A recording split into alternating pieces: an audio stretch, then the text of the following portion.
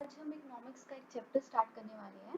Chapter का नाम है थियरी ऑफ डिमांड। ये आपका एक बहुत ही ज़्यादा इम्पॉर्टेंट चैप्टर है और प्लस इंटरेस्टिंग भी है। ठीक है, तो मेरी कोशिश भी यही होगी कि इस चैप्टर को ज़्यादा से ज़्यादा इंटरेस्टिंग बनाया जाए। तो हम स्टार्ट करते हैं। हमारा फर्स्ट टॉपिक है डिमांड। जैसे कि आप देख सकते हो मैंने यहाँ पे क्या लिखा हुआ है, डिमांड। एक सिंपल सा वर्ड है जो सबने सुना होता है और सबको इसको यूज करता है। ठीक है, हिंदी में हम क्या बोलते हैं डिमांड को? डिमांड का मतलब क्या होता है हिंदी में? मांग। ठीक है, डिमांड एक सिंपल वर्ड है जो आप लोगों ने सुना है, आप अपने घरों में यूज करते हो।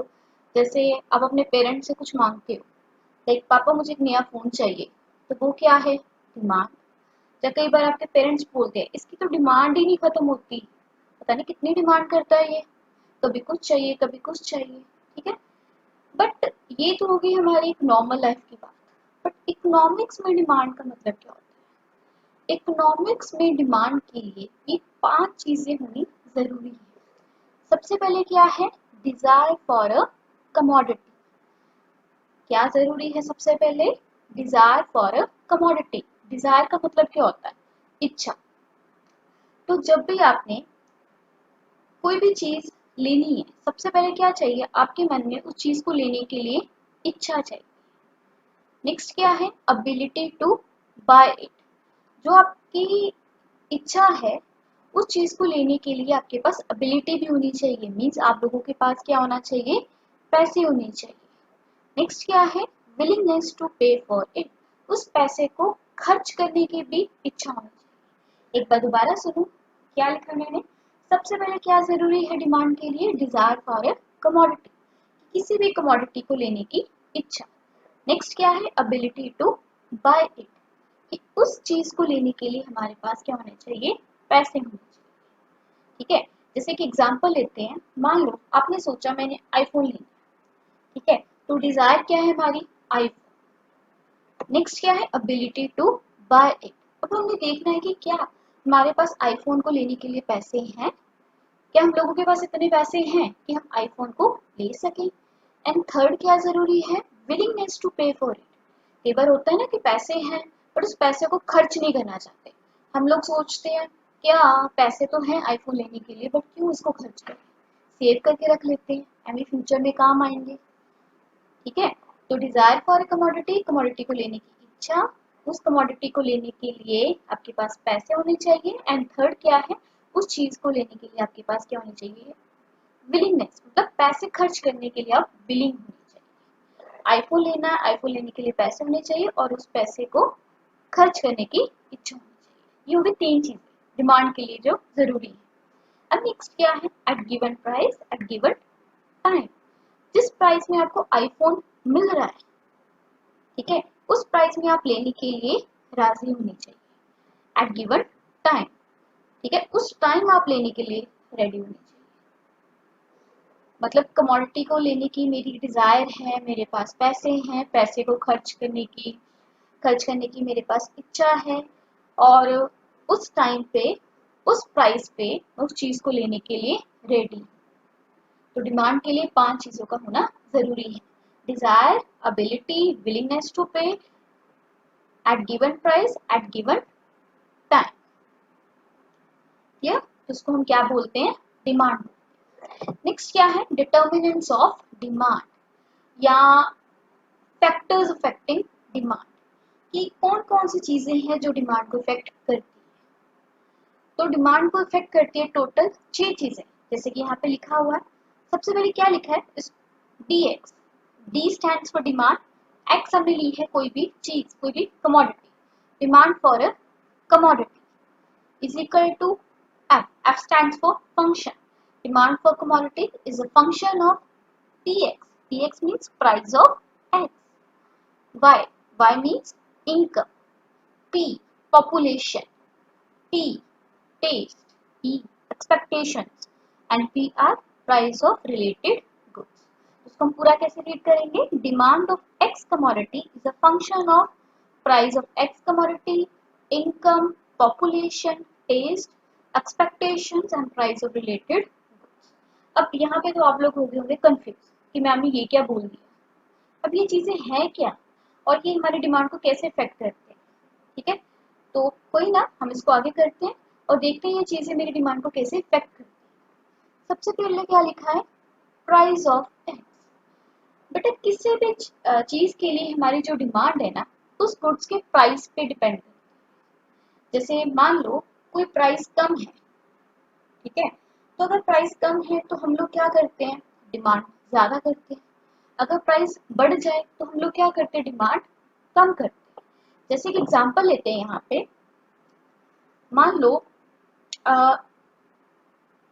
कोई आइसक्रीम थी, आइसक्रीम आपको मिल रही थी 20 की, ठीक है, 20 रुपीज में एक आइसक्रीम आती है।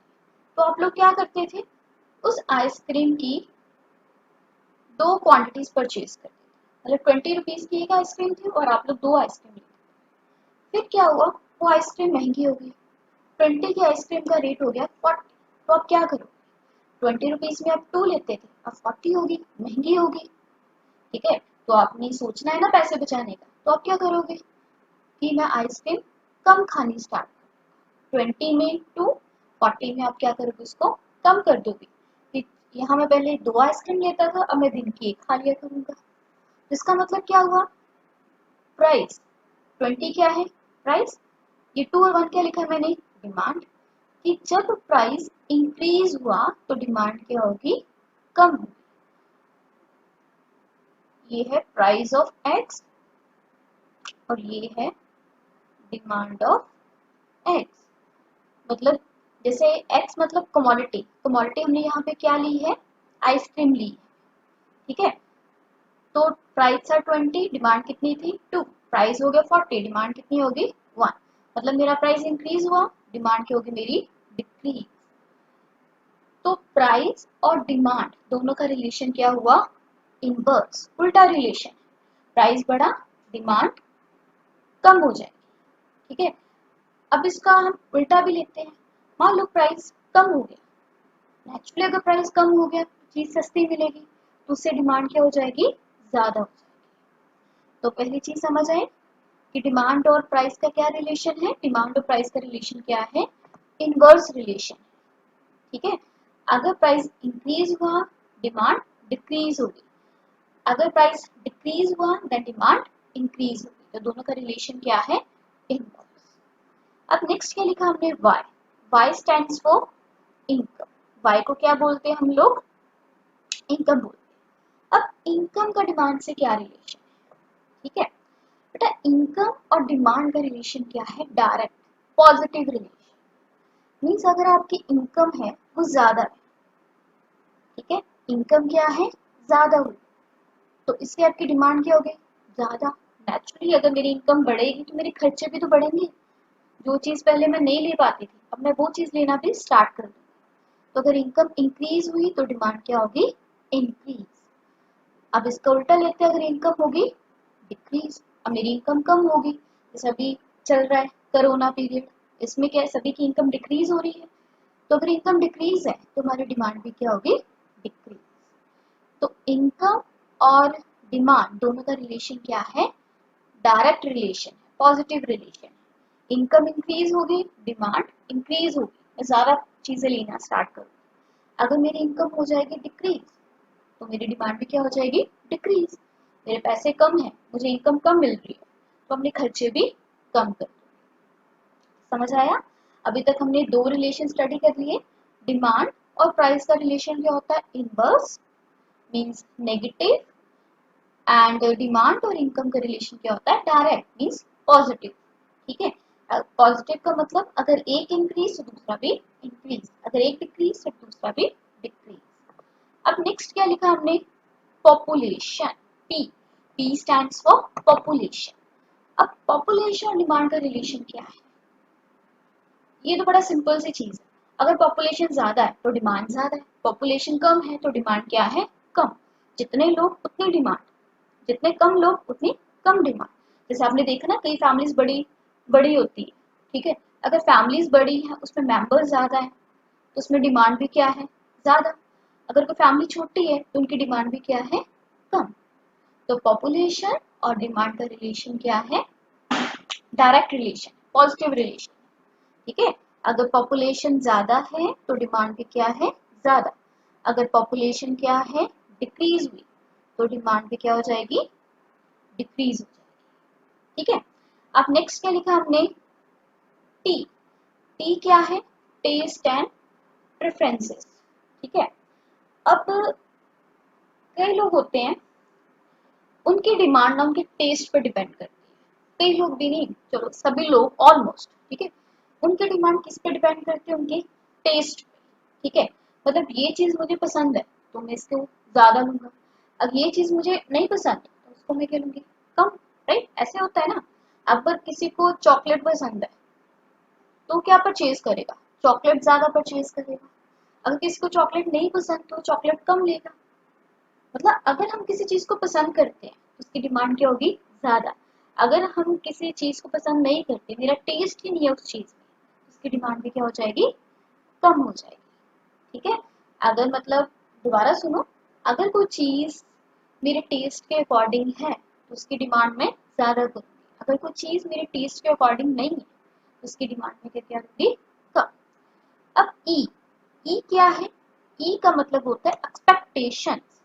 ई क्या है, एक्सपेक्टेशंस, जिसको हम बोल सकते हैं फ्यूचर एक्सपेक्टेशंस। ठीक है। अब ये क्या होता है, अब जैसे कई बार क्या होता है, हमें पता होता है ये चीज ना आगे चल के, फ्यूचर में चल के ना ये चीज ना सस्ती हो जाएगी। ठीक है। अगर हम इसको अभी बाय करते हैं ना तो ये मुझे 20,000 की मिलेगी, बट अगर मैं इसको नेक्स्ट मंथ बाय करूं तो ये मुझे 15,000 की मिलेगी। तो एक समझदार कंज्यूमर क्या होगा, एक समझदार कंज्यूमर ये सोचेगा कि अगर मैं अभी ले लेता हूँ तो मुझे 20 देने पड़ेंगे, बट अगर मैं नेक्स्ट मंथ लूँ तो मुझे 15,000 देना पड़ेगा, मेरी 5,000 की सेविंग है। तो हम क्या करेंगे कि चलो छोड़ो अभी क्या लेना, नेक्स्ट मंथ इसको ले लेते हैं, मेरे 5,000 सेव हो जाएगा। ठीक है। कि अगर हमें लगता है कि फ्यूचर में प्राइस क्या है, डिक्रीज होने वाला, तो अभी वो चीज परचेज नहीं करेंगे, हम उसको परचेज कब करेंगे, फ्यूचर में। ठीक है। चलो बाकी जो जिद्दी बच्चे होते हैं उनकी बात अलग है कि मुझे चीज अभी चाहिए तो अभी चाहिए, ठीक है, वो बात अलग है। बट मैंने पहले ही बोला कि मैं किसकी बात करूं, समझदार कंज्यूमर की। तो समझदार कंज्यूमर यही सोचेगा कि अगर मैं अभी लूंगा तो मुझे महंगी मिलेगी, तो मैं बाद में लूंगा तो मुझे सस्ती मिलेगी। ठीक है। तो अगर मुझे लगता है कि फ्यूचर में प्राइस कम होने वाला है तो उसको मैं फ्यूचर में लूंगी, अभी नहीं लूंगी, वेट कर लूंगी थोड़ा सा। ठीक है। अब इसका हम उल्टा लेते हैं कि लेट्स सपोज कोई चीज अभी है 20,000 एंड हमें पता है कि ये चीज अभी 20 की है, पर ये नेक्स्ट मंथ डेफिनेटली 25,000 की हो जाएगी। तो यहाँ भी एक समझदार कंज्यूमर क्या करेगा, वो सोचेगा अगर मैं अगले मंथ लेता हूँ तो मुझे 25,000 की मिलेगी, क्यों ना मैं अभी परचेज कर लूँ। ठीक है। अगर हमें लगता है कि फ्यूचर में प्राइस इंक्रीज होने वाला है तो हम क्या करेंगे, उस चीज को अभी परचेज कर लेंगे, फ्यूचर के लिए वेट नहीं करेंगे। ठीक है। एक बार दोबारा रिपीट कर रही हूँ फ्यूचर एक्सपेक्टेशंस का। अगर हमें पता है कि फ्यूचर में प्राइस क्या होगा, मेरा डिक्रीज होगा, तो हम उस चीज को कब परचेज करेंगे, फ्यूचर में करेंगे। एंड अगर हमें लगता है कि फ्यूचर में प्राइस मेरा इंक्रीज होगा तो उस चीज को हम कब परचेज करेंगे, प्रेजेंट में करेंगे, अभी करेंगे। चलिए ये हो गया। अब लास्ट क्या है, प्राइस ऑफ रिलेटेड गुड्स। ये आपने बड़े ध्यान से सुनना है, प्राइस ऑफ रिलेटेड गुड्स। अब जो रिलेटेड गुड्स हैं ये होती है दो तरह। यहाँ पे मैं लिख रही हूँ रिलेटेड गुड्स कितनी तरह की होती है, टू। फर्स्ट क्या है, substitute, and next is complement.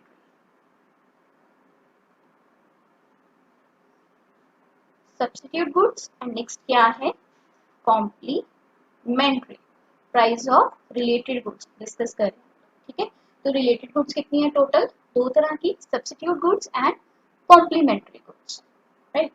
तो सबसे पहले हम बात करते हैं सब्स्टिट्यूट गुड्स की।